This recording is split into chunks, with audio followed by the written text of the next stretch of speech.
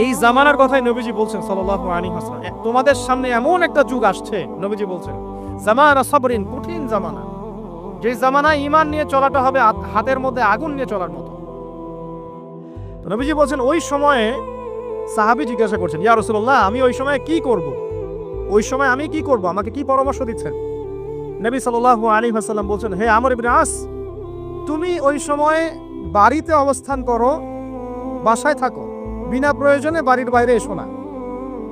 ওই সময় তুমি নিজের পাপের জন্য আল্লাহর কাছে ক্রন্দন করতে থাকো, বিনা প্রয়োজনে বাড়ি থেকে বের হয়েও না। আর মানুষের সাথে এত বেশি মেলামেশা করো না, নিজে তোমার আমল তোমার গুনাহ নিয়ে ব্যস্ত থাকো, তোমার পাপের জন্য আল্লাহর কাছে কান্নাকাটি করো, ইনশাআল্লাহ তুমি নাজাত পেয়ে যাবে। এটা একটা অপশন, মানে ফিতনাময় পরিবেশে আপনি কিভাবে বাঁচবেন, এটা একটা অপশন। আরেকটা হাদিসে কি নবী সাল্লাল্লাহু আলাইহি ওয়াসাল্লাম বলছেন যে যখন এমন ফিতনাময় পরিবেশ আসবে, তখন যদি তোমরা এই আমর বিল মারুফ নাহি আনিল মুনকার, সৎ কাজের আদেশ অসৎ কাজের নিষেধ, আমার সুন্নতের উপর অটল থাকতে পারো, তাহলে তোমরা 50 জন শহীদের নেকি পাবে। সাহাবায়ে কেরাম বলছেন, ইয়া রাসূলুল্লাহ, আমিনহুম আও মিন্না, তাদের মধ্যে 50 জন নাকি আমাদের মধ্যে 50 জন শহীদ? নবী করিম সাল্লাল্লাহু আলাইহি ওয়াসাল্লাম বলছেন, বাল মিনকুম, বরং তোমাদের মধ্যে 50 জন শহীদ। এটা অপশন নাম্বার 2। এক কি বললাম, আপনি নিজেকে নিয়ে ব্যস্ত থাকেন, আশায় থাকেন, বিনা প্রয়োজনে বাড়ি থেকে বের হবেন না, মানুষের সাথে কম মেলামেশা করেন এবং নিজের পাপের জন্য আল্লাহর কাছে কান্নাকাটি করেন, নিজের আমল নামা নিয়ে ব্যস্ত থাকেন, ইনশাআল্লাহ নাজাত পাবেন।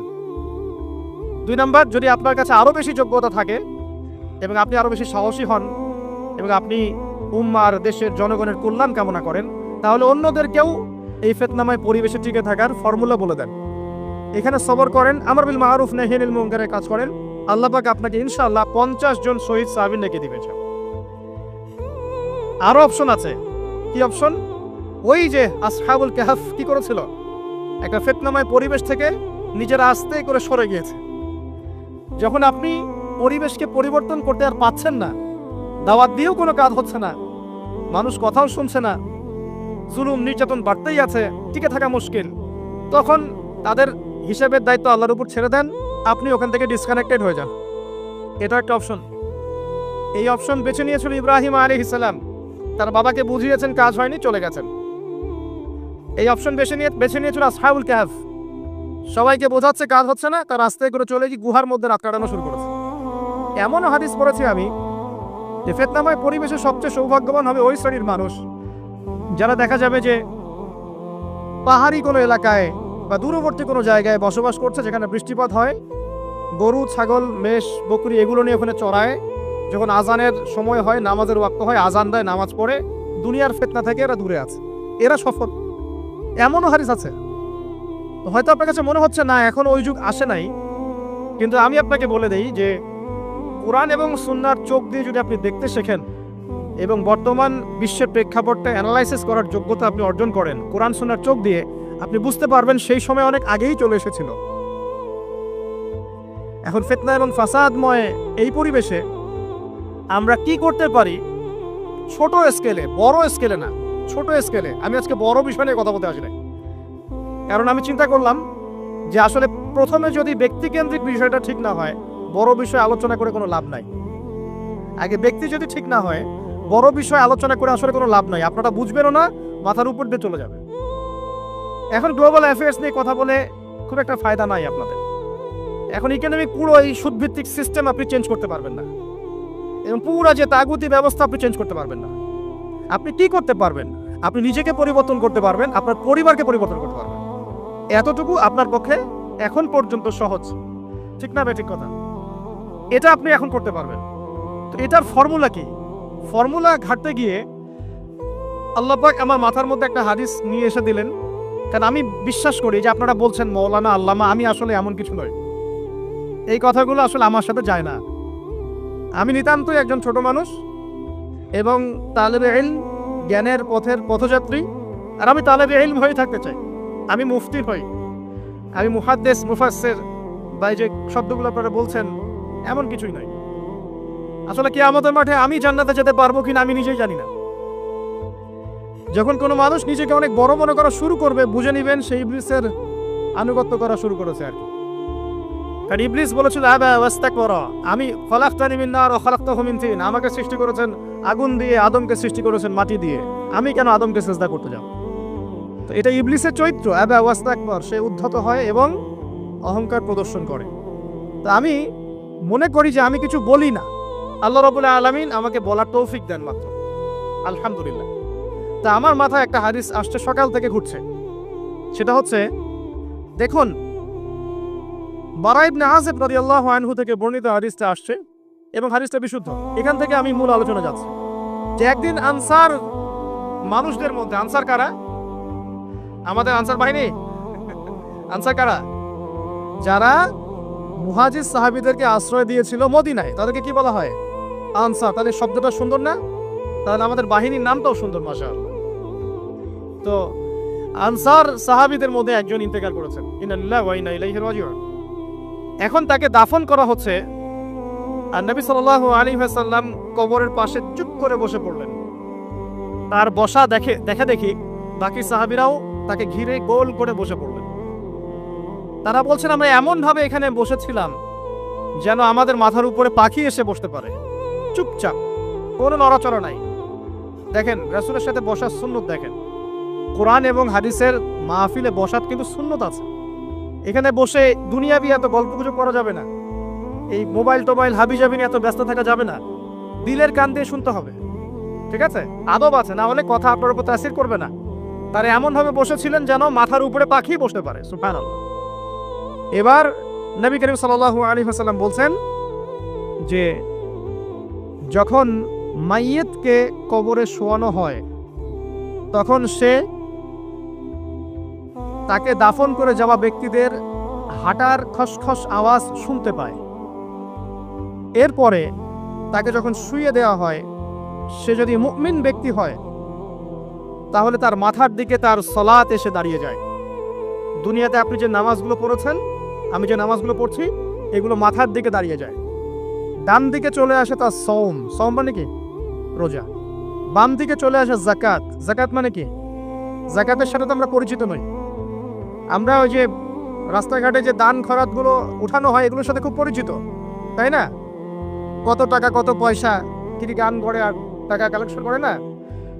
অনেক সময় দেখা যায় রাস্তায় যাচ্ছি আমরা গাড়ি নিয়ে, পারলে গাড়ির সামনে এসে হুমড়ি খেয়ে পড়বে টাকা নেওয়ার জন্য। এইভাবে টাকা কালেকশন করতে কে শিখিয়েছে ইসলামে? আর আমরা অনেক সময় ছোট ছোট বাচ্চাদেরকে দিয়ে, মাদ্রাসার ছোট ছোট বাচ্চাদেরকে টাকা কালেকশন করাই। এটা ঠিক না। কেন ঠিক না জানেন? ছোটবেলা থেকেই ওর ব্যক্তিত্ব নষ্ট হচ্ছে।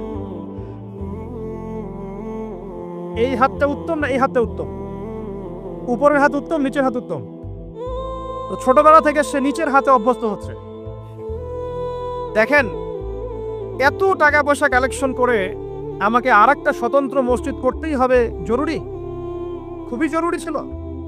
মানুষের কাছে হাত চেয়ে, হাত পেতে রাস্তাঘাটে এরকম করে গাড়ি থামিয়ে, তারপরে কি বলবো, সুর করে গান গেয়ে এত টাকা পয়সা কালেকশন করতেই হবে? মসজিদটা আমাকে টাইলস ফিটিং করতেই হবে? এসি মসজিদ করতেই হবে? আমরা এমনও মসজিদ রংপুরে দেখেছি 10 বছরেও টাকা কালেকশন শেষ হয় নাই। 10 বছর ধরে কালেকশন হচ্ছে। আমি ছোটবেলা থেকে দেখছি কালেকশন হচ্ছে। কি বুঝলেন? তো এগুলো আমাদের ব্যক্তিত্ব নষ্ট করে। মুসলিমরা উপরের হাতের মালিক। সারা বিশ্ব আমরা একসময় চালিয়েছি। এই পশ্চিমা সভ্যতা আমাদেরকে কি শিখায়? সারা বিশ্ব আমরা চালিয়েছি। এই আপনার উমাইয়া খেলাফতের সময়ও কর্ডোভায় আব্দুর রহমানের যে শাসন ছিল, কর্ডোভায়, স্পেন, পর্তুগাল, পুরো জায়গাগুলো পশ্চিমা বিশ্বের, এগুলো মুসলিমরা শাসন করেছে প্রায় 500-600 বছর। ইতিহাস তো আমরা জানিও না, পড়িও না, ভুলে গেছে। ইতিহাস পড়তে হয়। হিস্ট্রি ঘাটলে দেখবেন রাসূল সাল্লাল্লাহু আলাইহি ওয়াসাল্লামের 23 বছরের নববী যুগ, স্বর্ণযুগ, তারপর আবু বকর সিদ্দিকের খেলাফত, তারপর ওমর ইবনুল খাত্তাবের খেলাফত। আবু বকর সিদ্দিকের 2 বছর বা 2.5 বছর, ওমর রাদিয়াল্লাহু আনহুর প্রায় 10 বছর, তারপর উসমান রাদিয়াল্লাহু আনহুর 12 বছর, আলী রাদিয়াল্লাহু আনহুর প্রায় 2-2.5 বছর, তারপরে হাসান রাদিয়াল্লাহু আনহুর 6 মাস। এরপরে উমাইয়া খেলাফত শুরু হলো মুয়াবিয়া রাদিয়াল্লাহু আনহু হাতে, প্রায় 20 বছর। উমাইয়ারা শাসন করেছে প্রায় 90 থেকে 100 বছর। তারপর জাব নদীর যুদ্ধে উমাইয়া আব্বাসীয়রা একে অপরের সাথে যুদ্ধ করেছে, করে উমাইয়ারা পরাজিত হয়ে আব্বাসীয়রা ক্ষমতায় গিয়েছে। ক্ষমতায় গিয়ে তারা প্রায় শাসন করেছে প্রায় 550 বছর। এদিকে উমাইয়াদের মধ্যে যারা পরাজিত হয়েছে ওরা চলে গিয়ে কর্ডোভা, আন্দালুসিয়া ওইদিকে খেলাফত কায়েম করেছে। তারপরে আবার এদিকে ফাতেমি খেলাফত ছিল, উসমানীয় খেলাফত ছিল, তারপরে মিশরের তুরুনি একটা রাজবংশ ছিল, আমাদের সাবকন্টিনেন্টে মোগলরা ছিল, সারা বিশ্বে আমরাই ছিলাম। ইতিহাস তো ভুলে গেছে। তা আমরা সবসময় উপরের হাত ছিলাম, উপরের হাত আমরা দিতাম, মানুষ নিত। আর এখন কি হচ্ছে? আমরা এখানে আমরা চাই, মানুষ দেয়। আর ওরা কি এমনি দেয়? ওরা চড়া সুদ দিবে না? ওয়ার্ল্ড ব্যাংকে যান লোন নিতে, চড়া সুদ। আর এই সুদ শোধ করতে গিয়ে বিভিন্ন দেশ শ্রীলঙ্কা হয়ে যাচ্ছে। সুদ তো শোধ করতে হবে, এমনি তো আপনাকে আর এগুলো দিবে না। এই সুদটা শোধ করতে গিয়ে আমাদের জিনিসপত্রের দাম বেড়ে যাবে, তারপরে দেখবেন জনগণের উপর কর বেড়ে যাবে, অনেক প্রবলেম। আর এই প্রবলেমগুলো ফেস করতে হবে কি কারণে? রিবা বা সুদের কারণে। তো এই যে বলছি, দেখেন ছোটবেলা থেকেই যে আমরা নিচের হাতে অভ্যস্ত হচ্ছি, এটা ত্যাগ করতে হবে। ব্যক্তিত্বের পরিচয় দেন। এত টাকা পয়সা চেয়ে প্রতিষ্ঠান করার দরকার নাই। আমার জমি আছে 1 বিঘা, আমি প্রতিষ্ঠান করবো ইনশাআল্লাহ।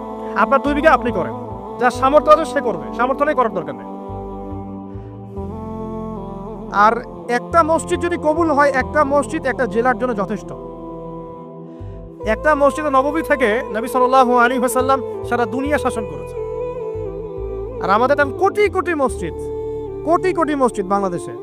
এই যুগের কথাও নবীজি বলেছেন, যে যুগে মসজিদগুলো চাকচিক্যময় হবে, মসজিদগুলো কি হবে?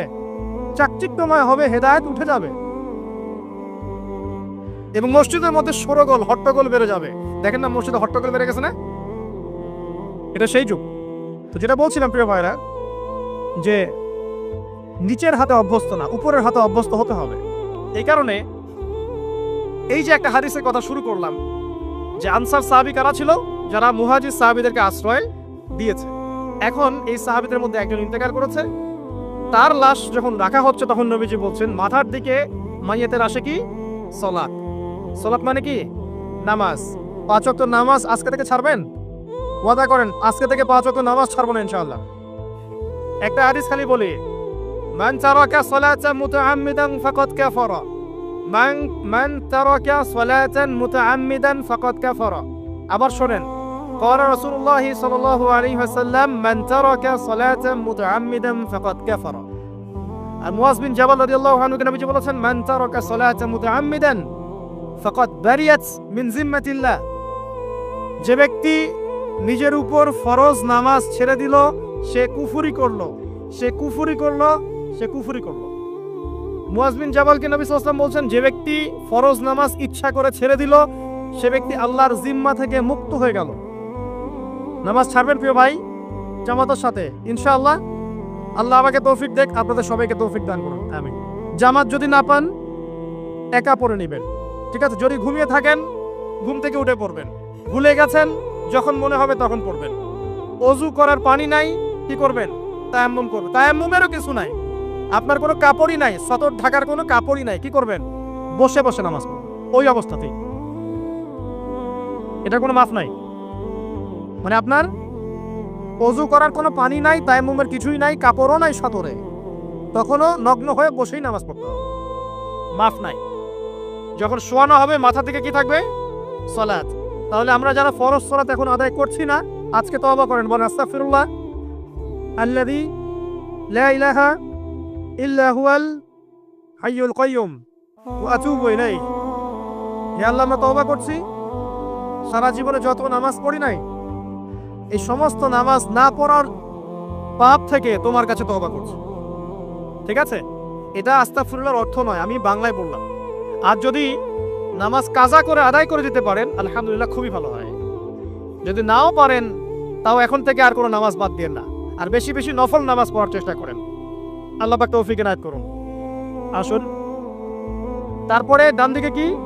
সাওম। সাওম মানে কি? রোজা। রমজান মাসে রোজা রাখি সবাই তো, মাশাআল্লাহ, আলহামদুলিল্লাহ। রমজান মাসে সাওম রাখার পাশাপাশি বেশি বেশি নফল সাওম রাখার ব্যাপারে অভ্যস্ত হওয়ার চেষ্টা করতে হবে।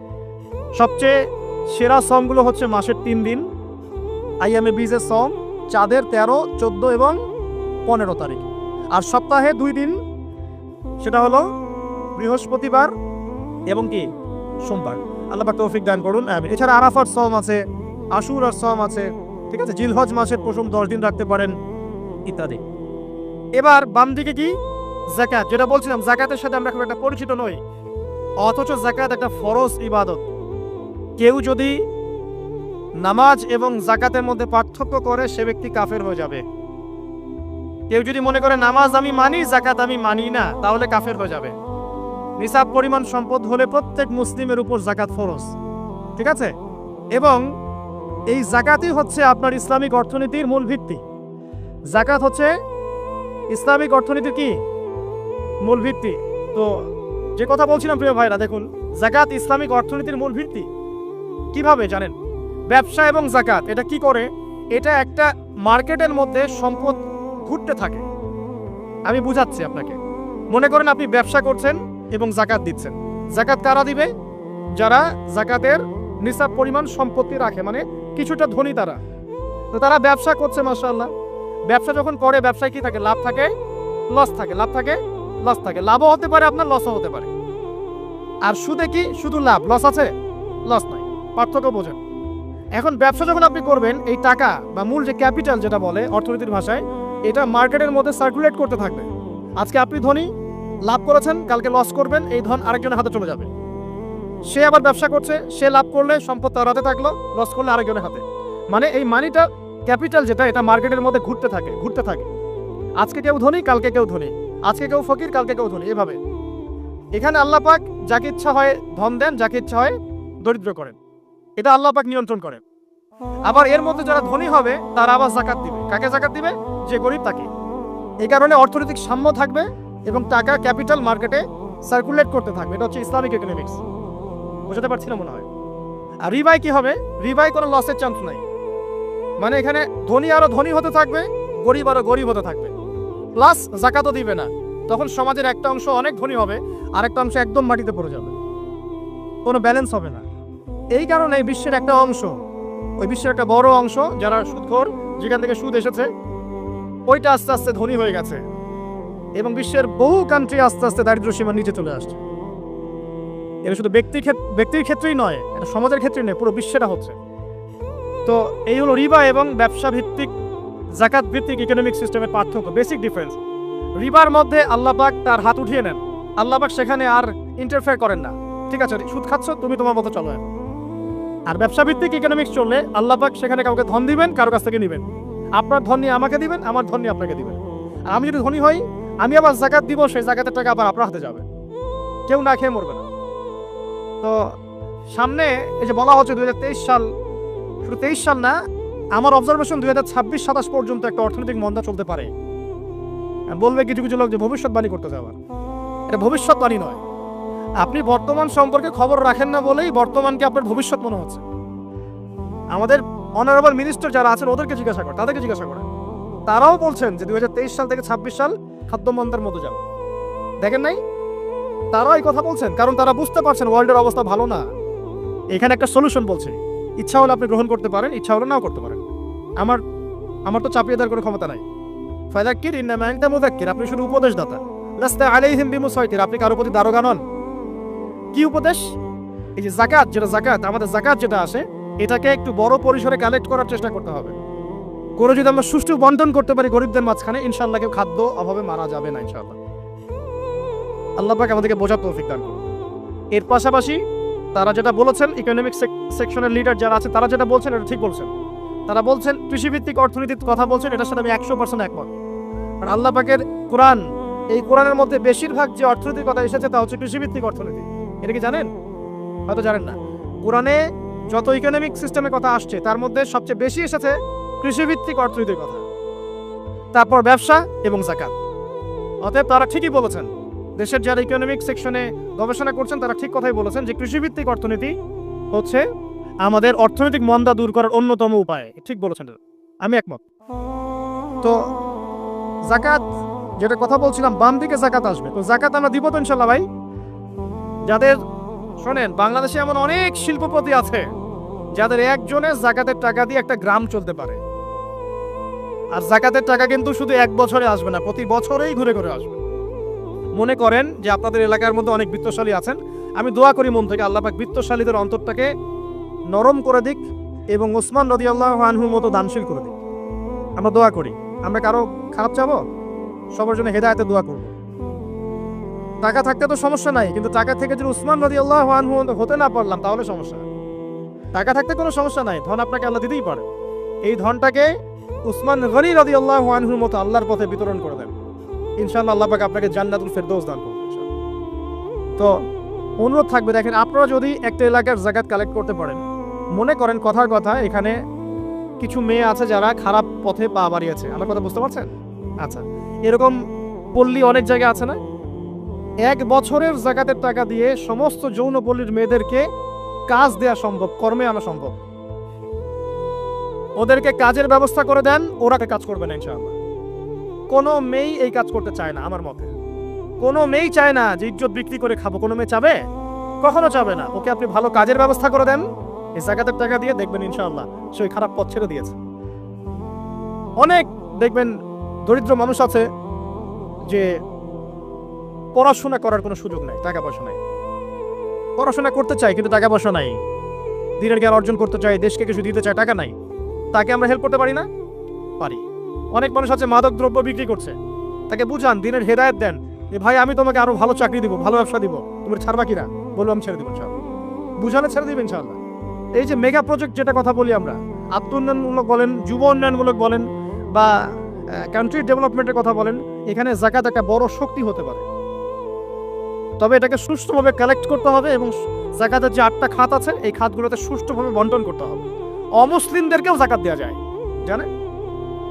অমুসলিম যদি কেউ থাকে, দরিদ্র, তাকেও যাকাত দিয়ে সহযোগিতা করা যায়। আমরা সহযোগিতা করি না বলেই তো যে পশ্চিম থেকে লোকজন এসে সহযোগিতা করে খ্রিস্টান বানাচ্ছে এখন সবাইকে। আরো বাড়বে দিন দিন, দেখেন আমরা তো সহযোগিতা করছি না। আপনার পাশে আপনার প্রতিবেশী না খেয়ে মারা যাচ্ছে, আপনি যাচ্ছেন না। এখন তো অন্য কেউ এসে যদি সাপোর্ট করে, ও তো তার দলেই ভিড়বে তখন, স্বাভাবিক। এটাই হচ্ছে এখন। আল্লাহ বোঝার তৌফিক দান করুক আমাদের। বাম দিকে মাইয়াতে থাকবে কি ভাই? যাকাত। তারপরে পায়ের দিকে চলে আসবে তার আত্মীয়তার সম্পর্ক রক্ষার ইবাদত, তার এই যে অন্যান্য দান সদকা, তার নফল আমল, তার তাসবিহ তাহলিল, তার কোরআন তেলাওয়াত ইত্যাদি পায়ের দিকে চলে আসবে। এখানে একটা হাদিস এসেছে, সূরাতুল মুলক যে ব্যক্তি রাতের বেলা তেলাওয়াত করবে, কোন সূরা ভাই? তাবারাকাল্লাযী বিয়াদিহিল মুলক ওয়া হুয়া আলা কুল্লি শাইইন কাদির। এই সূরা যে ব্যক্তি রাতের বেলা করে তেলাওয়াত করবে, ইনশাআল্লাহ সূরা মুলক কবরে তার সাথে থাকবে এবং কবরের আযাব থেকে সূরা মুলক তাকে বাঁচাবে ইনশাআল্লাহ। আমি বুঝাচ্ছি যে কি অবস্থাটা হবে। এবার দুজন ফেরেশতা মাথার দিক থেকে আসবেন, আসতে চাইবেন, সালাত বলবে এখান দিয়ে আসা যাবে না, এদিক দিয়ে আসা যাবে না। ডান দিক দিয়ে আসতে চাইবেন, এদিক দিয়ে আসা যাবে না। বাম দিক দিয়ে আসতে চাইবেন, যাকাত বলবে এদিক দিয়ে আসা যাবে না। পায়ের দিক দিয়ে আসতে চাইবেন, আমলগুলো বলবে এদিক দিয়ে আসা যাবে না। তখন যাই হোক, তারা আসবেন। এটা তাদের, এটা কথা কি? এটা কথাটা হচ্ছে যে সালাতের গুরুত্ব, মানে সে সালাত আদায় করেছে, সে আমার হক আদায় করেছে, আমি তার পক্ষে আছি, এটা পক্ষে বোঝাচ্ছে। রোজা বলবে আমি ওর পক্ষে আছি, তাকে আপনি কোনো শাস্তি দিবেন না, আমি তার পক্ষে আছি। আপনারা দুজন তাকে শাস্তি দিবেন না, আমি যাকাত তার পক্ষে আছি, এটা পক্ষে থাকার কথা।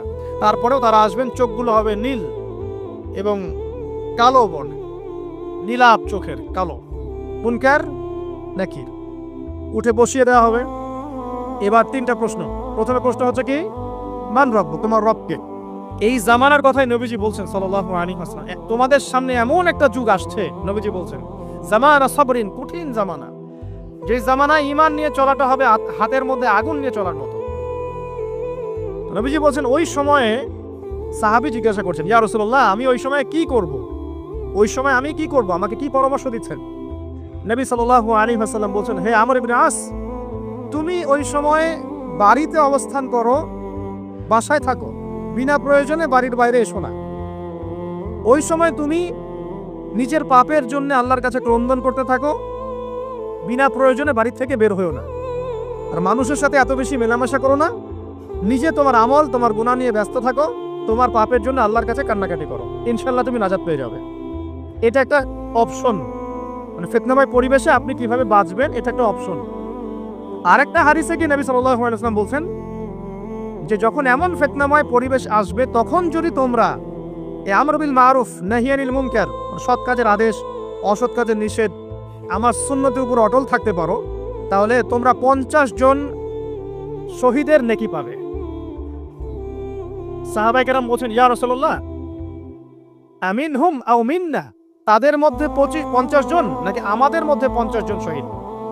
নবী করিম সাল্লাল্লাহু আলাইহি ওয়াসাল্লাম বলছেন, বাল মিনকুম, বরং তোমাদের মধ্যে 50 জন শহীদ। এটা অপশন নাম্বার 2। এক কি বললাম, আপনি নিজেকে নিয়ে ব্যস্ত থাকেন, আশায় থাকেন, বিনা প্রয়োজনে বাড়ির থেকে বের হবেন না, মানুষের সাথে কম মেলামেশা করেন এবং নিজের পাপের জন্য আল্লাহর কাছে কান্নাকাটি করেন, নিজের আমল নামা নিয়ে ব্যস্ত থাকেন, ইনশাআল্লাহ নাজাত পাবেন। 2 নাম্বার, যদি আপনার কাছে আরো বেশি যোগ্যতা থাকে এবং আপনি আরো বেশি সাহসী হন এবং আপনি উম্মার দেশের জনগণের কল্যাণ কামনা করেন, তাহলে অন্যদেরকেও এই ফিতনাময় পরিবেশে টিকে থাকার ফর্মুলা বলে দেন। এখানে সবর করেন, আমর বিল মারুফ নাহি আনিল মুনকারের কাজ করেন, আল্লাহ পাক আপনাকে ইনশাআল্লাহ 50 জন শহীদ সাহাবী নেকি দিবেন। আরো অপশন আছে। কি অপশন? ওই যে আসহাবুল কাহফ কি করেছিল, একটা ফিতনাময় পরিবেশ থেকে নিজেরা আস্তে করে সরে গিয়েছে। যখন আপনি পরিবেশকে পরিবর্তন করতে আর পাচ্ছেন না, দাওয়াত দিয়েও কোনো কাজ হচ্ছে না, মানুষ কথাও শুনছে না, জুলুম নির্যাতন বাড়তেই আছে, টিকে থাকা মুশকিল, তখন তাদের হিসাবের দায়িত্ব আল্লাহর উপর ছেড়ে দেন, আপনি ওখান থেকে ডিসকানেক্টেড হয়ে যান। এটা একটা অপশন। এই অপশন বেছে নিয়েছিল ইব্রাহিম আলাইহিস সালাম, তার বাবাকে বুঝিয়েছেন, কাজ হয়নি, চলে গেছেন। এই অপশন বেছে নিয়েছিল আসহাবুল কাহফ, সবাইকে বোঝাচ্ছে কাজ হচ্ছে না, তার রাস্তায় করে চলে গিয়ে গুহার মধ্যে রাত কাটানো শুরু করেছে। এমনও হাদিস পড়েছি আমি যে ফিতনাময় পরিবেশে সবচেয়ে সৌভাগ্যবান হবে ওই শ্রেণীর মানুষ যারা দেখা যাবে যে পাহাড়ি কোনো এলাকায় বা দূরবর্তী কোনো জায়গায় বসবাস করছে, যেখানে বৃষ্টিপাত হয়, গরু ছাগল মেষ বকরি এগুলো নিয়ে ওখানে চড়ায়, যখন আজানের সময় হয়, নামাজের ওয়াক্ত হয়, আজান দেয়, নামাজ পড়ে, দুনিয়ার ফিতনা থেকে এরা দূরে আছে, এরা সফল। এমনও হাদিস আছে। তো হয়তো আপনার কাছে মনে হচ্ছে না এখন ওই যুগ আসে নাই, কিন্তু আমি আপনাকে বলে দেই যে কোরআন এবং সুন্নাহর চোখ দিয়ে যদি আপনি দেখতে শেখেন এবং বর্তমান বিশ্বের প্রেক্ষাপটটা অ্যানালাইসিস করার যোগ্যতা আপনি অর্জন করেন কোরআন সুন্নাহর চোখ দিয়ে, আপনি বুঝতে পারবেন সেই সময় অনেক আগেই চলে এসেছিল। এখন ফিতনা এবং ফাসাদময় এই পরিবেশে আমরা কি করতে পারি, ছোট স্কেলে, বড় স্কেলে না, ছোট স্কেলে। আমি আজকে বড় বিষয় নিয়ে কথা বলতে আসি নাই, কারণ আমি চিন্তা করলাম যে আসলে প্রথমে যদি ব্যক্তিকেন্দ্রিক বিষয়টা ঠিক না হয়, বড় বিষয় আলোচনা করে কোনো লাভ নাই। আগে ব্যক্তি যদি ঠিক না হয়, বড় বিষয় আলোচনা করে আসলে কোনো লাভ নাই, আপনারা বুঝবেনও না, মাথার উপর দিয়ে চলে যাবে। এখন গ্লোবাল অ্যাফেয়ার্স নিয়ে কথা বলে খুব একটা ফায়দা নাই আপনাদের। এখন ইকোনমিক পুরো এই সুদভিত্তিক সিস্টেম আপনি চেঞ্জ করতে পারবেন না, এবং পুরো যে তাগুতি ব্যবস্থা আপনি চেঞ্জ করতে পারবেন না। আপনি কি করতে পারবেন? আপনি নিজেকে পরিবর্তন করতে পারবেন, আপনার পরিবারকে পরিবর্তন করতে পারবেন। এতটুকু আপনার পক্ষে এখন পর্যন্ত সহজ, ঠিক না? ঠিক কথা। এটা আপনি এখন করতে পারবেন। তো এটার ফর্মুলা কি? ফর্মুলা ঘাটতে গিয়ে আল্লাহ পাক আমার মাথার মধ্যে একটা হাদিস নিয়ে এসে দিলেন, কারণ আমি বিশ্বাস করি যে আপনারা বলছেন মৌলানা আল্লামা, আমি আসলে এমন কিছু নই, এই কথাগুলো আসলে আমার সাথে যায় না। আমি নিতান্তই একজন ছোট মানুষ এবং তালেবে ইলম, জ্ঞানের পথের পথযাত্রী, আর আমি তালেবে ইলম হয়ে থাকতে চাই। আমি মুফতি হই, আমি মুহাদ্দিস মুফাসসির বা এই যে শব্দগুলো আপনারা বলছেন, এমন কিছুই নয়। আসলে কিয়ামতের মাঠে আমি জান্নাতে যেতে পারবো কিনা আমি নিজেই জানি না। যখন কোনো মানুষ নিজেকে অনেক বড় মনে করা শুরু করবে, বুঝে নিবেন সেই ইবলিসের আনুগত্য করা শুরু করেছে আর কি। কারণ ইবলিস বলেছিল আবা ওয়াস্তাকবারা, আমি খলাকতানি মিন নার ওয়া খলাকতাহু মিন তিন, আমাকে সৃষ্টি করেছেন আগুন দিয়ে, আদমকে সৃষ্টি করেছেন মাটি দিয়ে, আমি কেন আদমকে সিজদা করতে যাব? তো এটা ইবলিসের চরিত্র, আবা ওয়াস্তাকবার, সে উদ্ধত হয় এবং অহংকার প্রদর্শন করে। তো আমি মনে করি যে আমি কিছু বলি না, আল্লাহ রাব্বুল আলামিন আমাকে বলার তৌফিক দেন মাত্র, আলহামদুলিল্লাহ। তা আমার মাথায় একটা হাদিস আসছে, সকাল থেকে ঘুরছে, সেটা হচ্ছে, দেখুন বারা ইবনে আযিব রাদিয়াল্লাহু আনহু থেকে বর্ণিত হাদিসটা আসছে এবং হাদিসটা বিশুদ্ধ। এখান থেকে আমি মূল আলোচনা যাচ্ছে যে একদিন আনসার মানুষদের মধ্যে, আনসার কারা? আমাদের আনসার বাহিনী। আনসার কারা? যারা মুহাজির সাহাবীদেরকে আশ্রয় দিয়েছিল মদিনায়, তাদেরকে কি বলা হয়? আনসার। তাহলে শব্দটা সুন্দর না? তাহলে আমাদের বাহিনীর নামটাও সুন্দর, মাশাআল্লাহ। তো আনসার সাহাবীদের মধ্যে একজন ইন্তেকাল করেছেন, ইন্না লিল্লাহি ওয়া ইন্না ইলাইহি রাজিউন। এখন তাকে দাফন করা হচ্ছে, আর নবী সাল্লাল্লাহু আলাইহি ওয়াসাল্লাম কবরের পাশে চুপ করে বসে পড়লেন। তার বসা দেখে দেখি বাকি সাহাবীরাও তাকে ঘিরে গোল করে বসে পড়লেন। তারা বলছেন আমরা এমনভাবে এখানে বসেছিলাম যেন আমাদের মাথার উপরে পাখি এসে বসতে পারে, চুপচাপ, কোনো নড়াচড়া নাই। দেখেন রাসূলের সাথে বসার সুন্নত দেখেন, কোরআন এবং হাদিসের মাহফিলে বসার কিন্তু সুন্নত আছে। এখানে বসে দুনিয়াবি এত গল্পগুজব করা যাবে না, এই মোবাইল টোবাইল হাবিজাবি নিয়ে এত ব্যস্ত থাকা যাবে না, দিলের কান দিয়ে শুনতে হবে, ঠিক আছে? আদব আছে, না হলে কথা আপনার উপর তাসির করবে না। তারা এমনভাবে বসেছিলেন যেন মাথার উপরে পাখি বসতে পারে, সুবহানাল্লাহ। এবার নবী করিম সাল্লাল্লাহু আলাইহি ওয়াসাল্লাম বলছেন যে যখন মাইয়েতকে কবরে শোয়ানো হয় তখন সে তাকে দাফন করে যাওয়া ব্যক্তিদের হাঁটার খসখস আওয়াজ শুনতে পায়। এরপরে তাকে যখন শুইয়ে দেওয়া হয়, সে যদি মুমিন ব্যক্তি হয় তাহলে তার মাথার দিকে তার সালাত এসে দাঁড়িয়ে যায়। দুনিয়াতে আপনি যে নামাজগুলো পড়েছেন, আমি যে নামাজগুলো পড়ছি, এগুলো মাথার দিকে দাঁড়িয়ে যায়। ডান দিকে চলে আসে তার সওম, সওম মানে কি? রোজা। বাম দিকে চলে আসে যাকাত, যাকাত মানে কি? যাকাতের সাথে তো আমরা পরিচিত নই। আমরা ওই যে রাস্তাঘাটে যে দান খরাতগুলো উঠানো হয় এগুলোর সাথে খুব পরিচিত, তাই না? কত টাকা কত পয়সা, কি গান করে আর টাকা কালেকশন করে না। অনেক সময় দেখা যায় রাস্তায় যাচ্ছি আমরা গাড়ি নিয়ে, পারলে গাড়ির সামনে এসে হুমড়ি খেয়ে পড়বে টাকা নেওয়ার জন্য। এইভাবে টাকা কালেকশন করতে কে শিখিয়েছে ইসলামে? আর আমরা অনেক সময় ছোট ছোট বাচ্চাদেরকে দিয়ে, মাদ্রাসার ছোট ছোট বাচ্চাদেরকে দিয়ে টাকা কালেকশন করাই। এটা ঠিক না। কেন ঠিক না জানেন? ছোটবেলা থেকেই ওর ব্যক্তিত্ব নষ্ট হচ্ছে। এই হাতটা উত্তম না এই হাতটা উত্তম? উপরের হাত উত্তম, নিচের হাত উত্তম? তো ছোটবেলা থেকে সে নিচের হাতে অভ্যস্ত হচ্ছে। দেখেন, এত টাকা পয়সা কালেকশন করে আমাকে আরেকটা স্বতন্ত্র মসজিদ করতেই হবে জরুরি? খুবই জরুরি ছিল। মানুষের কাছে হাত চেয়ে, হাত পেতে রাস্তাঘাটে এরকম করে গাড়ি থামিয়ে, তারপরে কি বলবো, সুর করে গান গেয়ে এত টাকা পয়সা কালেকশন করতেই হবে? মসজিদটা আমাকে টাইলস ফিটিং করতেই হবে? এসি মসজিদ করতেই হবে? আমরা এমনও মসজিদ রংপুরে দেখেছি 10 বছরেও টাকা কালেকশন শেষ হয় নাই। 10 বছর ধরে কালেকশন হচ্ছে। আমি ছোটবেলা থেকে দেখছি কালেকশন হচ্ছে। কি বুঝলেন? তো এগুলো আমাদের ব্যক্তিত্ব নষ্ট করে। মুসলিমরা উপরের হাতের মালিক। সারা বিশ্ব আমরা একসময় চালিয়েছি। এই পশ্চিমা সভ্যতা আমাদেরকে কি শিখায়? সারা বিশ্ব আমরা চালিয়েছি। এই আপনার উমাইয়া খেলাফতের সময়ও কর্ডোভায় আব্দুর রহমানের যে শাসন ছিল, কর্ডোভা, স্পেন, পর্তুগাল, এই পুরো জায়গাগুলো পশ্চিমা বিশ্বের, এগুলো মুসলিমরা শাসন করেছে প্রায় 500-600 বছর। ইতিহাস তো আমরা জানিও না, পড়িও না, ভুলে গেছে। ইতিহাস করতে হয়। হিস্ট্রি ঘাটলে দেখবেন রাসূল সাল্লাল্লাহু আলাইহি ওয়াসাল্লামের 23 বছরের নববী যুগ, স্বর্ণযুগ, তারপর আবু বকর সিদ্দিকের খেলাফত, তারপর ওমর ইবনুল খাত্তাবের খেলাফত, আবু বকর সিদ্দিকের 2 বছর বা 2.5 বছর, ওমর রাদিয়াল্লাহু আনহুর প্রায় 10 বছর, তারপর উসমান রাদিয়াল্লাহু আনহুর 12 বছর, আলী রাদিয়াল্লাহু আনহুর প্রায় 2-2.5 বছর, তারপরে হাসান রাদিয়াল্লাহু আনহু 6 মাস। এরপরে উমাইয়া খেলাফত শুরু হলো মুয়াবিয়া রাদিয়াল্লাহু আনহু হাতে, প্রায় 20 বছর। উমাইয়ারা শাসন করেছে প্রায় 90 থেকে 100 বছর। তারপর জাব নদীর যুদ্ধে উমাইয়া আব্বাসীয়রা একে অপরের সাথে যুদ্ধ করেছে। পরে উমাইয়ারা পরাজিত হয়ে আব্বাসীয়রা ক্ষমতায় গিয়েছে। ক্ষমতায় গিয়ে তারা প্রায় শাসন করেছে প্রায় 550 বছর।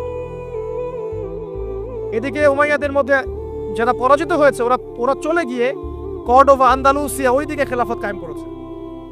তারপরে আবার এদিকে ফাতেমি খেলাফত ছিল, উসমানীয় খেলাফত ছিল, তারপরে মিশরের তুলুনি একটা রাজবংশ ছিল, আমাদের সাবকন্টিনেন্টে মোগলরা ছিল, সারা বিশ্বে আমরাই ছিলাম। ইতিহাস তো ভুলে গেছে। তা আমরা সবসময় উপরের হাত ছিলাম, উপরের হাত আমরা দিতাম, মানুষ নিত। আর এখন কি হচ্ছে? আমরা এখানে আমরা চাই, মানুষ দেয়। আর ওরা কি এমনি দেয়? ওরা চড়া সুদ দিবে না? ওয়ার্ল্ড ব্যাংকে যান লোন নিতে, চড়া সুদ। আর এই সুদ শোধ করতে গিয়ে বিভিন্ন দেশ শ্রীলঙ্কা হয়ে যাচ্ছে। সুদ তো শোধ করতে হবে, এমনি তো আপনাকে আর এগুলো দিবে না। এই সুদটা শোধ করতে গিয়ে আমাদের জিনিসপত্রের দাম বেড়ে যাবে, তারপরে দেখবেন জনগণের উপর কর বেড়ে যাবে, অনেক প্রবলেম। আর এই প্রবলেমগুলো ফেস করতে হবে কি কারণে? রিবা বা সুদের কারণে। তো এই যে বলছি, দেখেন ছোটবেলা থেকেই যে আমরা নিচের হাতে অভ্যস্ত হচ্ছি, এটা ত্যাগ করতে হবে। ব্যক্তিত্বের পরিচয় দেন। এত টাকা পয়সা চেয়ে প্রতিষ্ঠান করার দরকার নাই। আমার জমি আছে 1 বিঘা, আমি প্রতিষ্ঠান করবো ইনশাআল্লাহ। আপনার 2 বিঘা আপনি করেন, যার সামর্থ্য আছে সে করবে, সামর্থ্য নেই করার দরকার নেই। আর একটা মসজিদ যদি কবুল হয়, একটা মসজিদ একটা জেলার জন্য যথেষ্ট। একটা মসজিদে নববী থেকে নবী সাল্লাল্লাহু আলাইহি ওয়াসাল্লাম সারা দুনিয়া শাসন করেছে। আর আমাদের তেমন কোটি কোটি মসজিদ, কোটি কোটি মসজিদ বাংলাদেশে। এই যুগের কথাও নবীজি বলেছেন, যে যুগে মসজিদগুলো চাকচিক্যময় হবে, মসজিদগুলো কি হবে? চাকচিক্যময় হবে, হেদায়েত উঠে যাবে